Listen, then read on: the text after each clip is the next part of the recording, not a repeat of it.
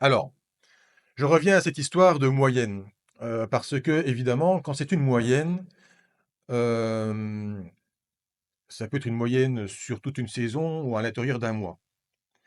Et là, si on vous dit par exemple, bah, il fera, plus 2 degrés ou moins 2 degrés, qu'est-ce que ça signifie finalement? Heu, Ça ne signifie oui, OK, il fera, si c'est moins 2 degrés, il fera plus froid. D'accord. Mais c'est une moyenne sur tout le mois. Et j'aimerais pour ça prendre quand même plusieurs exemples qui sont à mon avis assez, marquants et dont vous vous souvenez peut-être pour certains exemples, mais d'autres moins. À mon avis, le premier vous vous en souvenez un peu moins. C'est, l'exemple de janvier 2017. Oui, janvier 2017. Hem, on avait eu donc, encore une fois, ça hucle, on avait eu, donc température moyenne à +1,1 °, mesurée. Et donc la normale était à 3,3. Elle est toujours à 3,3. Non, non, elle était à 3,3. Donc ça fait quand même une anomalie de -2,2. Sauf que si vous regardez à droite, le résumé, du site Ogimet, alors effectivement, il y a eu 21 gelées nocturnes, mais il y a eu, si je compte bien, environ 3 journées, sans dégel. Donc voilà, ça c'est quand même important. Donc 21 gelées nocturnes, c'est quand même bon, ça fait quand même 2 sur 3 et je pense que de mémoire, c'est environ plutôt une douzaine qu'on doit avoir de gelées nocturnes en janvier.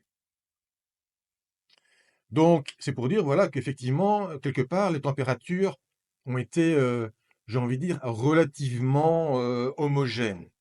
Je dis bien relativement. Maintenant, je vais prendre, un autre exemple.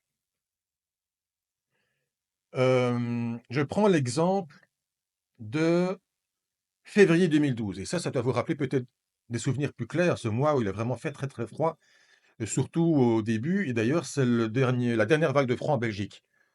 Parce que bon, il y en a qui disent parfois 2018 a été une vague de froid ou d'autres années.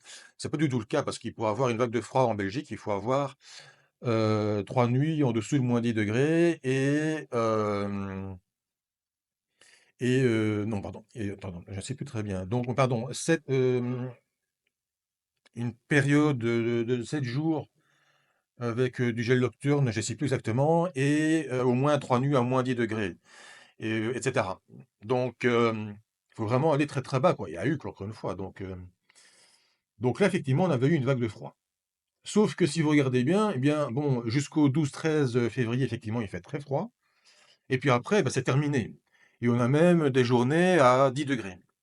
Donc si vous voulez, la moyenne 0,7 par rapport à la normale 3,7, alors l'écart est quand même plus significatif qu'avec, janvier, 2017. Là, c'est 3 degrés, mais bon, on est à 0,7 alors que l'autre est à 1,1, de température moyenne. Là, c'est vraiment la moyenne sur vraiment 2 parties quasiment égales, mais totalement opposées. Alors que janvier 2017, c'est, encore une fois, relativement homogène. Là, ça l'est absolument pas. Il y a vraiment une rupture totale de 12-13. Si vous voulez, on passe de l'ère polaire, arctique continentale, parce que c'était vraiment de l'ère arctique continentale, à, de l'ère maritime.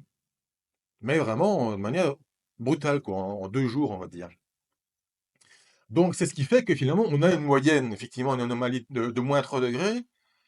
Mais si on vous sort -3 degrés, alors bon, évidemment, normalement, on doit avoir un hiver bien froid, un mois bien froid, bien sûr.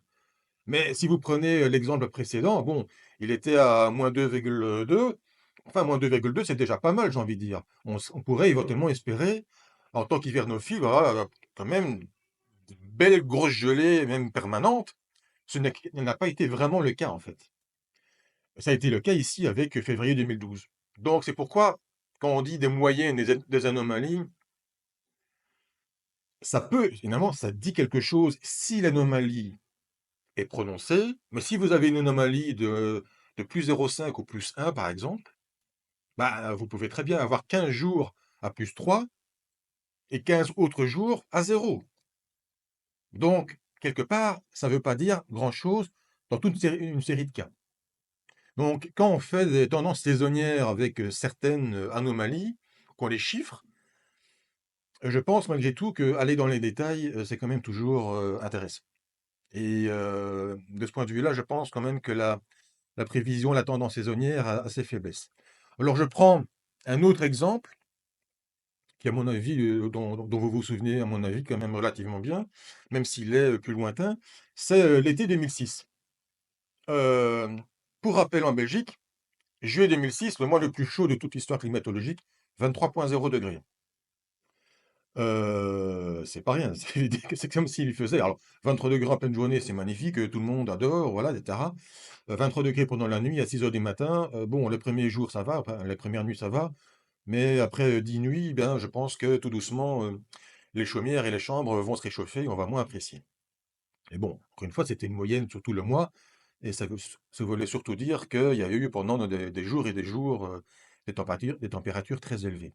Mais donc, avec un anticyclone placé sur le Danemark, enfin l'anomalie anticyclonique, et donc avec un vent d'est en altitude et un vent plutôt au sud-est, voire sud au sol, et donc il faisait effectivement très chaud et très sec. Sauf si, je ne sais pas si vous vous rappelez vraiment bien, mais il y a eu vraiment, encore une fois, la rupture.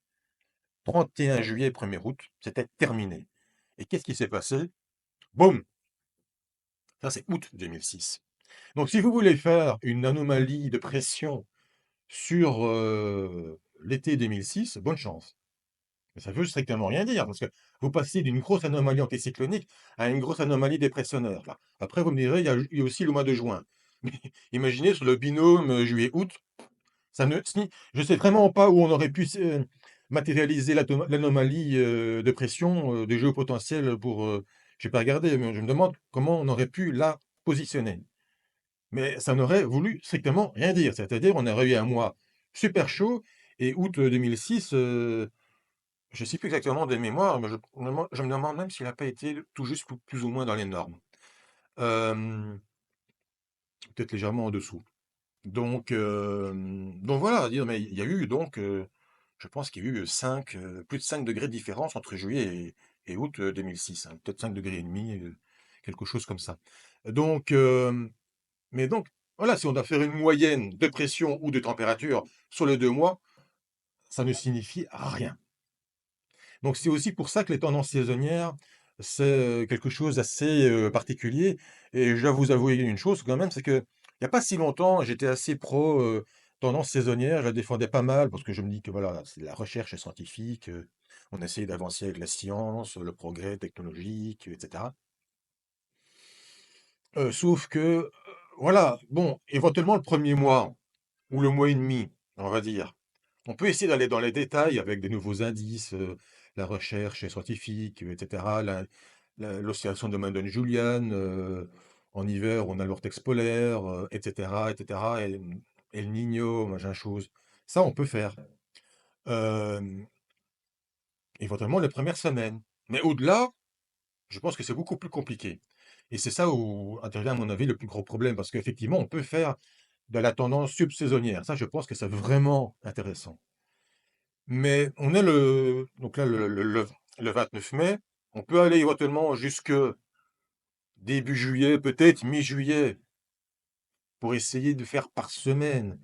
On a des tendances hebdomadaires du modèle européen qui entrent jusque début juillet.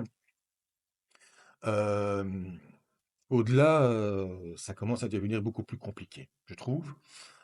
Et quelque part, encore une fois, comme je viens de vous montrer, il y a des différences même à l'intérieur des mois, et même parfois à l'intérieur des semaines. Donc, quand on fait, par exemple, une anomalie de 2 degrés sur une semaine, bon, ben, les 3 premiers jours peuvent être à +4 et les 4 autres à 0.